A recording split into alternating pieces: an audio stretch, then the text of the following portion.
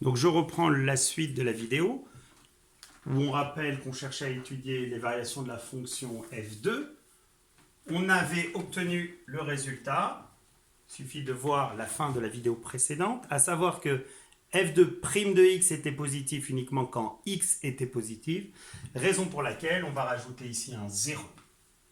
Et on va maintenant remplir correctement le tableau en gardant en tête que f2' de x est positif quand x est positif. Ça veut dire quoi? Ça veut dire que ici vous avez un plus, et de ce fait, ici un 0, parce que quand x est positif, c'est-à-dire après le 0, est positif, c'est plus, et ici un moins. Donc en conséquence de quoi, la dérivée étant ici négative, la fonction elle est décroissante, puis croissante. On peut, si on veut ici, déterminer ce qu'on appelle le minimum local, qui est égal à f2 de 0, qui est obtenu en remplaçant x par 0 ici. On obtient exponentielle de 0 qui donne 1 moins 0, à savoir 1. Voilà en ce qui concerne la deuxième fonction. On va cette fois-ci étudier la troisième, qui va faire appel à un produit. Donc gardez en tête la dérivée du produit. Donc, troisième et avant-dernière fonction à étudier, on va étudier la fonction f3. Donc, comme vous pouvez le constater, la fonction f3 est de toute évidence définie sur R, cette fois-ci comme produit de fonctions définies sur R. Elle est aussi dérivable sur R comme produit de fonctions dérivable sur R. Vous êtes tous censés savoir que la dérivée de U fois V est égale à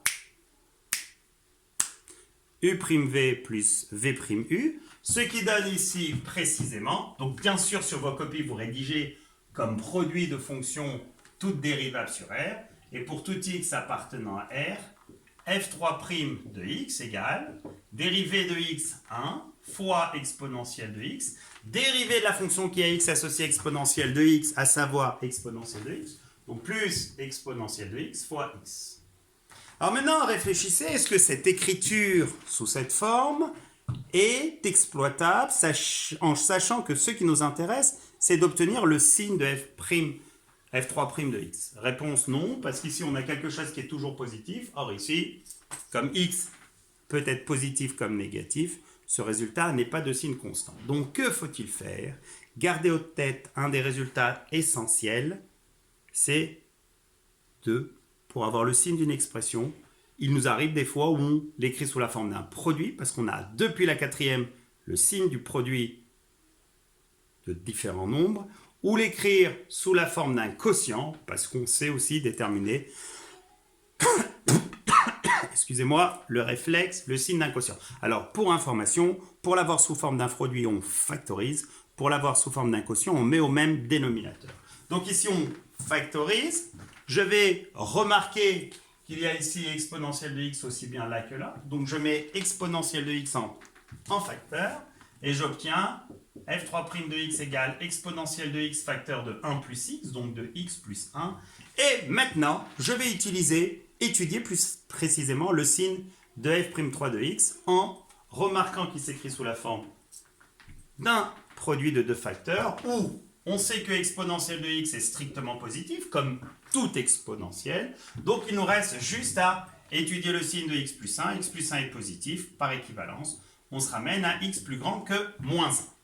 Donc, gardez ces résultats en tête. On va devoir tout noter ici pour avoir précisément le tableau de variation. Alors, que vient-on de dire? La fonction, elle est dérivable et définie et dérivable sur R. Attention, exponentielle de x, je vais le mettre. X plus 1, je vais avoir son signe. Du fait d'avoir le signe de chacun des deux facteurs par produit, j'ai forcément le signe de f' de x. Et du signe de f' de x, j'aurai de toute évidence les variations de f. J'ai juste à savoir que quoi? Que x plus 1, l'un des facteurs est positif quand x est plus grand que moins 1. Et de ce fait, je rajoute ici moins 1. Donc, Une exponentielle, c'est toujours positif, raison pour laquelle je mets que des plus, alors qu'ici, on va interpréter le résultat. X plus 1 est de signe plus, quand x est plus grand que moins 1. Plus grand que moins 1, c'est ici, plus 0, moins. Je n'ai plus besoin de ce résultat. Par produit, là c'est négatif, là c'est nul et ça c'est positif. Je vous laisse finir et me déduire les variations de la fonction f, de toute évidence décroissant et croissant. On a ici ce qu'on désigne comme étant un minimum. Ce minimum est égal à f de moins 1, donc f3 ici précisément, et comme f3 de x égale x exponentielle de x, on a que f3 de moins 1 égale moins 1, donc moins exponentielle de moins 1, donc ici je peux écrire moins exponentielle de moins 1. Cet exercice, comme les deux précédents, doivent être parfaitement assimilés, et on va finir par le dernier, à savoir la fonction f4, définie par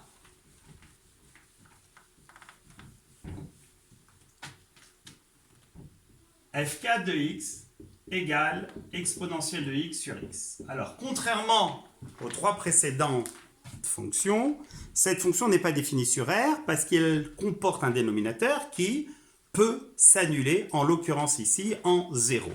Donc, l'ensemble de définitions ici, c'est R privé de 0, que l'on peut noter R étoile, ou si vous préférez, moins l'infini 0 exclu union 0 exclu plus infini. Cette fonction est dérivable sur R étoile aussi.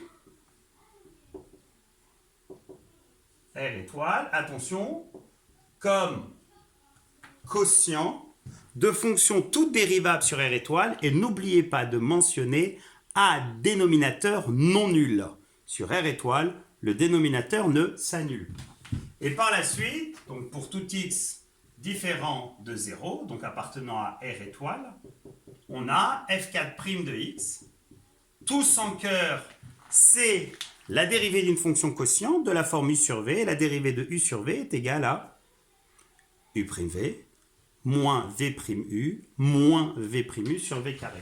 Ce qui donne dérivée de exponentielle de x, u'v, donc fois x, moins dérivée de x1 fois exponentielle de x, tout sur x au carré.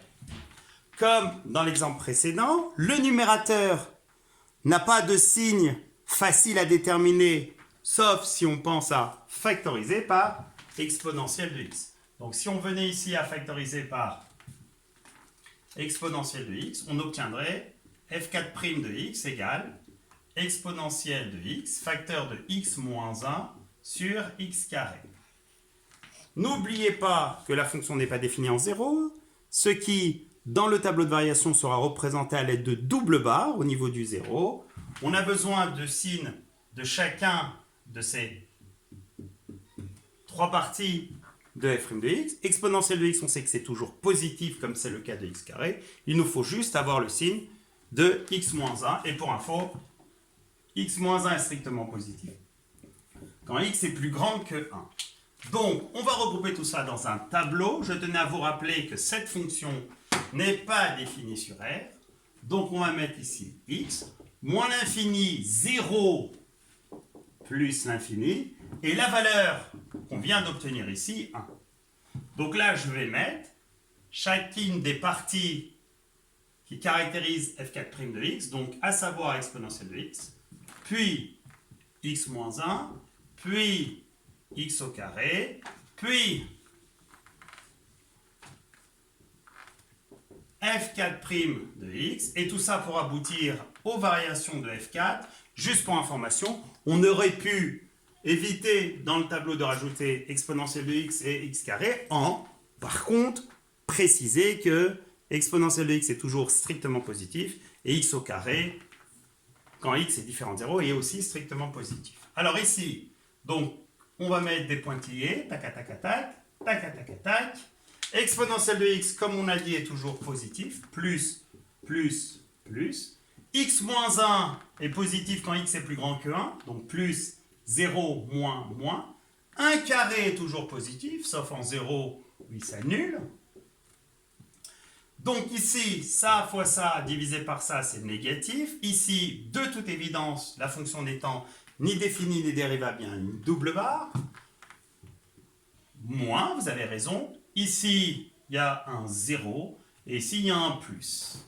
Et on en conclut, et on aura fini cet exercice, qu'il faut de toute évidence savoir refaire parce qu'il porte sur des fonctions dépendant de l'exponentielle et des fonctions de base, somme, différence, produit et quotient. Donc ici, la fonction, elle est strictement décroissante, non définie, strictement décroissante et croissante. Et ici, on a à nouveau un extrémum local qui est un minimum, et il vaut f de 1. Et pour terminer, on sait que f de x égale exponentielle de x sur x, ce qui fait que f de 1 égale exponentielle de 1 sur 1, qui donne exponentielle de 1, qui vaut e, et qui, pour information, a pour valeur approchée 2,71. Donc ici, on met E, et je vous dis à la prochaine exercice. Première, à savoir faire et refaire. Merci.